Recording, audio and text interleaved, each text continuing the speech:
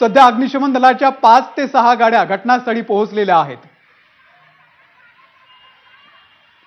मंत्री रवींद्र चव्हाण आपल्या सोबत आहेत। मंत्री रवींद्र चव्हाण जी, गेल्या वेळी जेव्हा आग लागली होती तेव्हाही आपण बोललो होतो, तेव्हा तुम्ही म्हणाला होतात की लवकरात लवकर पावलं उचलली जातील।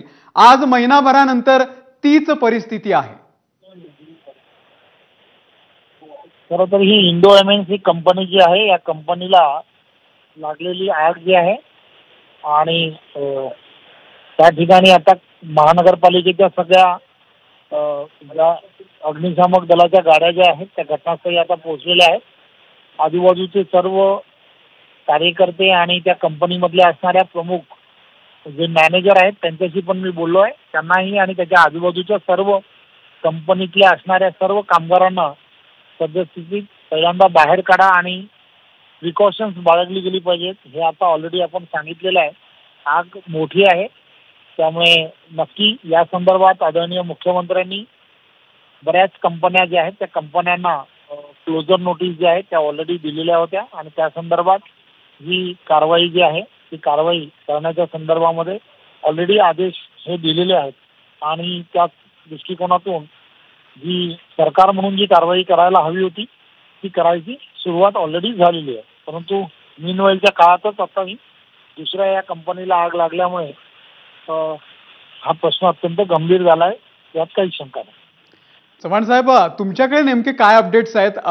या ठिकाणी सातत्याने स्फोट होत आहेत, सध्या बचाव कार्य कशा पद्धतीने सुरू आहे? तुमचं नेमकं कोणाकोणाशी बोलणं झालंय? त्या ठिकाणचे असणारे कंपनीचे मॅनेजर आहेत सुधाकर पाटील म्हणून, त्यांच्याशी मी आत्ताच बोललो, मी त्याच्याशीच बोलत होतो। कंपनीतील सर्व कामगार जे आहेत त्या कामगार किंवा तिथे असणाऱ्या आजूबाजूच्या कंपनीतील सर्व कामगारांना ऑलरेडी त्या लोकांनी बाहेर काढलेलं आहे। त्यामुळे शक्यतो त्या ठिकाणी आता कोणी कामगार उपस्थित नसावा अशी माझ्याकडे असलेली माहिती आहे आणि पोलीस आणि अग्निशामकचे दल जे आहेत ते घटनास्थळी ऑलरेडी पोहोचलेले आहेत। चव्हाण साहेब, महिनाभरापूर्वी जी घटना घडली होती त्याच्यानंतर अर्थात तुम्ही वेगाने काम केलं, काही कंपन्यांना नोटिसा दिल्या होत्या, MIDC स्थलांतरित करू असं सुद्धा ठरलेलं होतं, परंतु त्यामध्येच पुन्हा एकदा ही घटना घडलेली आहे। पुढे हे आता यानंतर तरी किमान अशी परिस्थिती पुन्हा उद्भवणार नाही यासाठी काय केलं जाईल? या संदर्भात आदरणीय मुख्यमंत्री आणि MIDC या सगळ्यांनी एकत्रितपणे बैठका घेऊन त्या संदर्भात काय नियोजन करायला पाहिजे, त्या कंपन्या कुठे स्थलांतरित करण्यासाठी काय करावं लागेल या संदर्भातला आराखडा लवकरच ते तयार करतायत आणि लवकरच त्या संदर्भातली सुद्धा ज्या अधिक जी कारवाई जी करणं अपेक्षित आहे ती कारवाई नक्कीच केली जाईल। चव्हाण साहेब, या कंपनीच्या बाजूला सुद्धा अनेक केमिकल कंपन्या आहे, आग जर भडकली तर रहिवासी भागाला मोठा फटका बसू शकतो। रहिवाशांना स्थलांतरित करण्यासाठी नेमके काय प्रयत्न सुरू केलेले आहेत? रहिवाशांना ऑलरेडी स्थलांतरित करण्यासाठी तिथले असणारे सर्व कार्यकर्ते जे आहेत ते ऑलरेडी त्यांना स्थलांतरित करण्यासाठी लागलेले आहेत, त्यामुळे तशी परिस्थिती येणार नाही असे सगळेजण प्रयत्न करतात। चव्हाण साहेब, आपले आभार। आपण या संदर्भात सगळे सविस्तर माहिती दिली त्याबद्दल।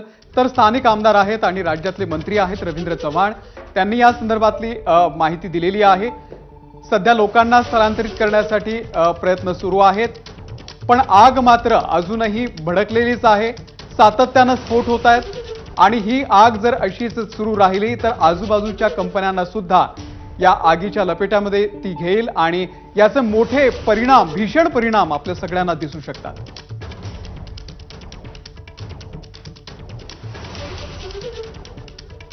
आणि याच ठिकाणी आमचे प्रतिनिधी सुरेश काटे हे सुद्धा सातत्याने रिपोर्टिंग करतायत। त्यांच्या कॅमेऱ्यामध्ये काही वेळापूर्वीच एक भीषण स्फोट चित्रित झालेला होता, आपण पुन्हा एकदा तो स्फोट पाहूयात। आता हा मोठा स्फोट झालेला आहे,